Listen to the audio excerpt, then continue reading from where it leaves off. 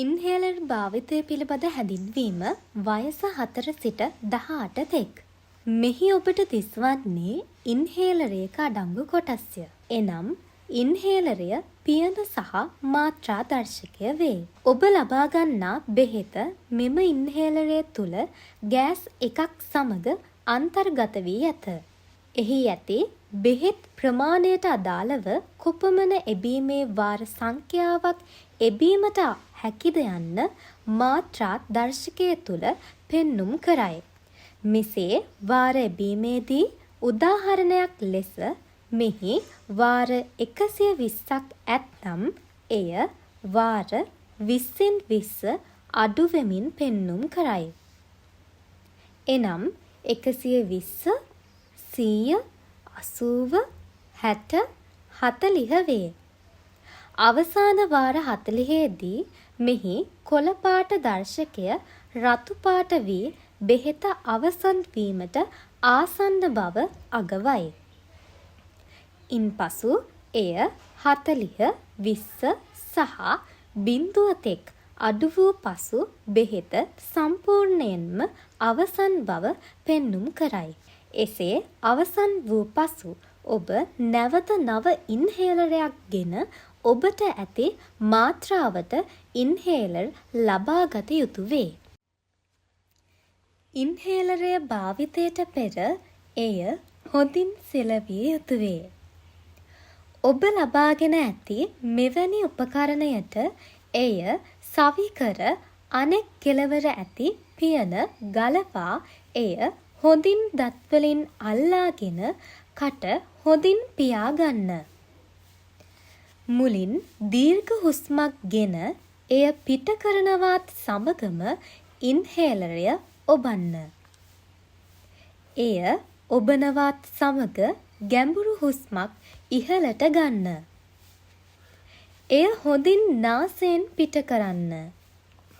එසේ එක එබීමේ වාරයකට හුස්ම වාර 5ක් හෝ 5කට වැඩි ප්‍රමාණයක් ගත යුතු වේ. එසේ එබීමේ වාර 1කට වඩා ලබා දීමේදී එකක් ලබා දී විනාඩියක හෝ 2ක විරාමයක් ලබා දී අනික් එබීමේ වාරය දිය යුතු වේ.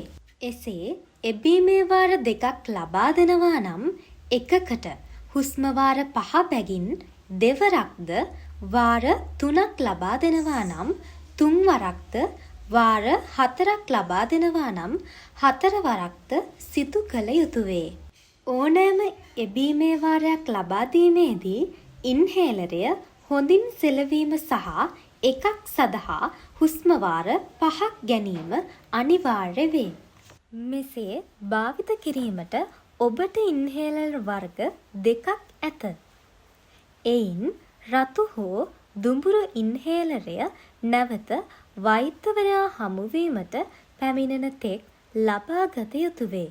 අනෙක් ඉන්හේලරය ලබා දී ඇති මාත්‍රාවෙන් පසු කැස්ස හතිය ඇත්නම් පමණක් එබීමේ වාර 4 බැගින් පැය 6න් 6ට හෝ 4න් 4ට ලබා දිය හැක. නිල් සහ රතු ඉන්හේලර් වර්ග දෙකම එකම වේලාවේදී එකවර භාවිත කරනවා නම් මුලින් නිල් ඉන්හේලරය ලබා දී විනාඩි 20කට පසුව අනෙක් ඉන්හේලරය ලබා දිය යුතු වේ. ඉන්හේලර් දෙකම භාවිතයෙන් පසුව දරුවාගේ උගුරකට ගාගල් කර සේදීම අනිවාර්ය වේ. ඉන්හේලර් භාවිත කරන උපකරණයද මාසකට වරක් සෝදා ගැනීම කළ යුතු වේ. එහිදී එය උණු වතුරෙන් සේදීම හෝ ඇතුළත ඇතිල්ලීම සහ අව්වේ වේලා ගැනීම නොකළ යුතු අතර සාමාන්‍ය ඇල්ජලයෙන් සෝදා මද පවනේ වේලා ගැනීම වඩාත් සුදුසු වේ.